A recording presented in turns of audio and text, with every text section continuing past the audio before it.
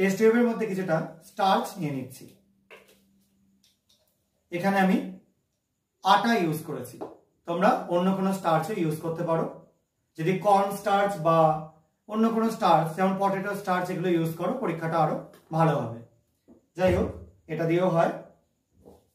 তো আমি একটা টেস্ট টিউব হোল্ডার দিয়ে এটাকে একটুখানি জাস্ট হিট করে নেবো। সলিউশন করতে গেলে কিন্তু একটু হিট করতে হবে, যদিও কাঁচা অবস্থাতে করলেও এটা রেজাল্ট পাওয়া যাবে, কিন্তু আমরা একটু হিট করে নিলে স্টার্চের প্রপার একটু সলিউশন তৈরি হয়ে যায়। যাই হোক, এই সলিউশনটা তৈরি করবার পর এখানেও কিন্তু আমরা দেখো হিটিং যখন করছি সরাসরি ডাইরেক্টলি এক জায়গাতে হিট করছি না, বারবার ঘুরিয়ে ঘুরিয়ে হিট করছি, কারণ কাঁচ তাপের কুপরিবাহী, জলও কুপরিবাহী।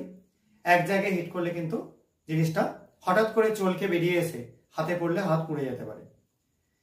দেখো আমরা মোটামুটি স্টার্চের সলিউশনটা তৈরি করে ফেলেছি।